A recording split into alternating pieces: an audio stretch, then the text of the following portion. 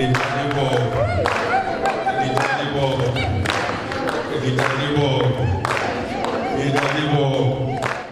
Center for Environment Justice, CEJ, has stepped up efforts in strengthening the voices of the youth in advocating for climate justice and democratic governance of natural resources. CEJ organized a training of over 100 youths, thereby equipping them with knowledge, skills, and resources on environmental sustainability.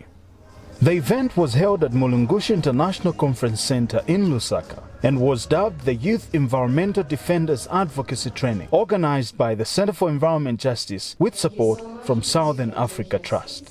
On the 14th of January 2022, the Center for Environment Justice, CEJ, launched the National Environmental Defenders Program. The program is aimed at amplifying youth voices on environmental and climate justice, implementing action-oriented initiatives, lobby and advocacy, capacity building, mentorship, and mobilizing youth and children as environmental defenders across the country. The program will also ensure that provincial structures are established to increase rural youth and children participation. The Youth Environmental Defenders Program, targeting to train 500 youth environmental defenders, is responding to 4 Sustainable Development Goals, which include Goal number 7, Affordable and Clean Energy, Sustainable Goal number 13, Climate Action, Sustainable Goal number 15, Life on Earth, Sustainable Goal number 15, Life on Land, and Sustainable Goal number 17, Partnerships for the Goals. Director of Environmental Management in the Ministry of Green Economy and Environment, GODWIN, opened the event.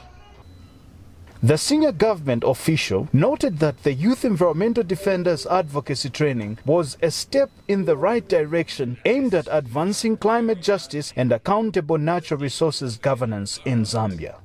I would like to give thanks to the CEJ and partners for supporting and convening this training.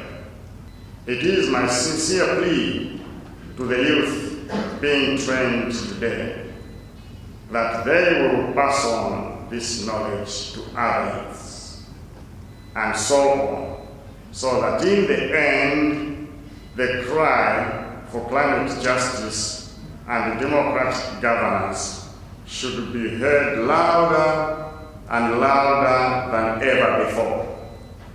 The Director of Environment observed that the theme, equipping youth environmental defenders with knowledge, skills and resources for climate justice and natural resource governance, rightly captured what was needed in ensuring that the youth are empowered. Meanwhile, CEJ Executive Director Maggie Mwape stated that there had never been a successful revolution without the young people. Ms. Mwape pointed out that the youth had a unique energy needed to achieve climate justice and environmental protection. She revealed that the Youth Environmental Defenders Advocacy Training was made possible under the 24-month project titled Voices for Climate Justice and Natural Resource Governance, supported by the Southern Africa Trust. We shall see to it that we engage the traditional leaders, CSOs, government and the youth to advocate for better policy, decisions for climate action and natural resource management. Guest of honor, for those who are interacting with the Center today for the very first time, CEJ is in existence now for 14 years, and we have remained committed and consistent and determined in achieving its mandate, which is to create platforms and processes that promote community access to quality and accurate information on environmental protection, climate change, and natural resources, with the ultimate aim of enhancing accountability for better decision-making and sustainable development, as well as a supportive and adaptive environment as a basic fundamental human right to having a better and prosperous livelihoods. And representing the Ministry of Youth and Sport, National Youth Development Council NYDC Senior Training Coordinator Brian Chipasha called on young people to speak with one voice. He urged young people to take advantage of the empowerment programs by advocating for the implementation of smart projects which would not have an impact on the environment. Right now, we are hearing a lot about empowerment programs that are taking place. Empowerment programs that are meant to support maybe, let's say, young people in entrepreneurship and the like. There are things like CDF, multi-sectoral youth empowerment programs. One of the things I would encourage you from here, even as environmental practitioners, is that we should be the ones to begin to talk about, such programs, such empowerment programs, having a criteria of climate smart business models. You can advocate for that. That every business that is going to be funded, let it have, the climate smart aspect, regardless of how small it may be.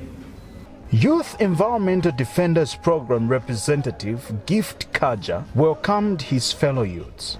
As youth environmental defenders, we take it into account that youths are vital to lead in the issues of the environment because they are key stakeholders in sustainable development, and their engagement towards climate justice and environmental protection not only directly impacts the youths themselves, but it also influences communities and the country at large to change their behavior or their actions toward climate justice and environmental protection.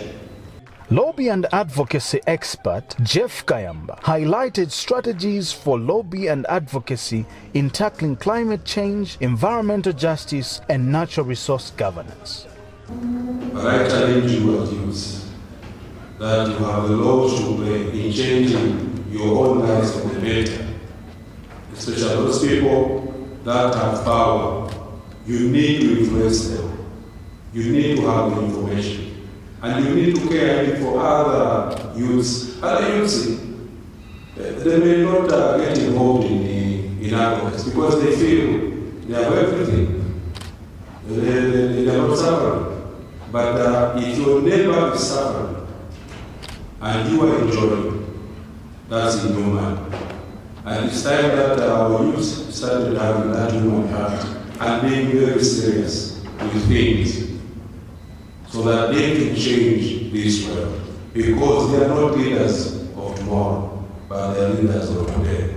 Environmental legal expert, legal counsel Makwete Sishekanu was firm on the topic dubbed environmental policies and safeguards and the role of youth. So on that one, the problem is not the law, the problem is in our society. How can we help our societies? That's why you're coming in as defenders. Remember what I'm defending. Exactly. We try for the community, the right to know, the right to access information. Most of the Jacobins don't even realize that they have a right. Most of them don't know. They don't know. So whose problem is that? And ignorance is no defense before them. You will not be saved in the law saying because you didn't know. This is where you defend us, and that's why this training is very, very important. And I really like it. Climate change expert Cheswampanda Mavula outlined a presentation to unpack climate change, the role of the youth, existing policies, and climate status in Zambia. We still face the challenges or the barrier in technical knowledge. Remember, we are often excluded based on our inabilities to understand, or the claim that we do not understand at full length whatever issues are there, and we are excluded because of financial constraints. So how do we deal with that? Look, we're in a position where we are, as young people, in a position to build our skills. That point, build your skills and capacities in these areas that will help respond to the climate crisis. As I say, if it's even from an agricultural perspective, how then can we use the facilities such as the free resources of the internet to build our knowledge base and understand, so that we're able to argue out the issues and prove ourselves to have a seat at these tables. So let's build our knowledge base. If it's issues to deal with climate finance, issues to deal with certain adaptation mechanisms that we talked about, we're in a position where we need to build those capacities. The CEJ Youth Environmental Defenders also gave feedback.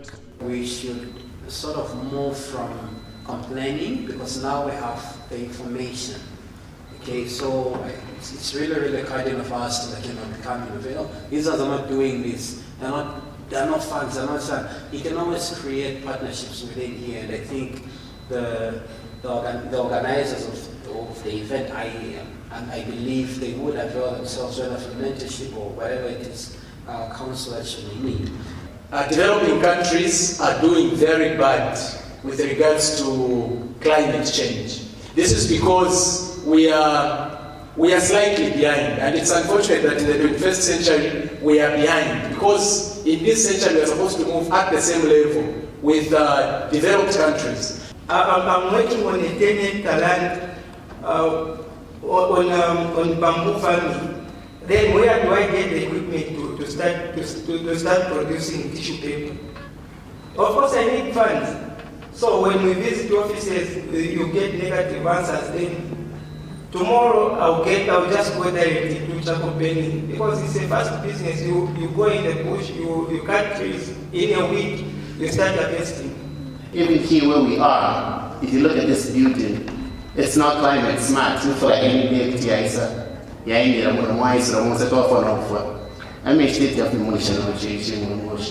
so it's an approach that needs even those in the development, housing, infrastructure, those ones, lawyers, doctors, all coordinate to form one common good for the benefit of all of us. Thank you. So my biggest concern is about funds.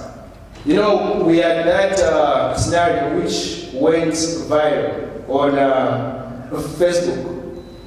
That man was recycling a plastic waste to make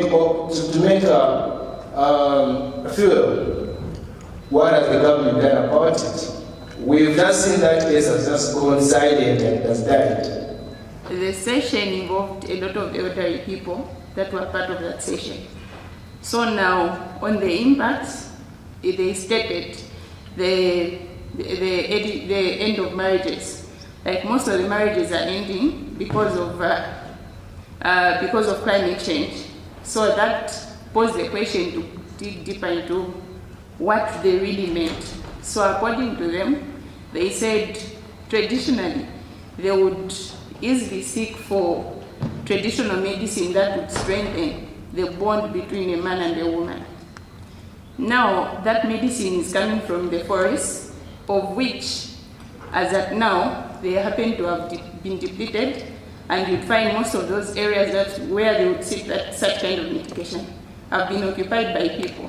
So they are unable to find them, and according to them, it has led to a huge number of divorces and having children that are fatherless and so on, because they are unable to access such kind of medicine that they used to access in those days. The CEJ board member, Boniface Mumba, officially closed the event, urging participants to remain resolved in furthering their civil society agenda. When you have left the youth space, you'll be held accountable to your destiny. You'll be held accountable in your leadership at society level. You'll be held accountable at family level. So it's only in your youth that, well, if you're being tolerated, you can create your legacy. At the end of the day, indeed, participants were equipped as youth environmental defenders, going out with knowledge, skills, and resources for climate justice and natural resource governance. The voices of the youth defending environmental issues is truly being amplified thanks to the government, the Center for Environment Justice, and the Southern Africa Trust. CEJ, our environment, our responsibility. Little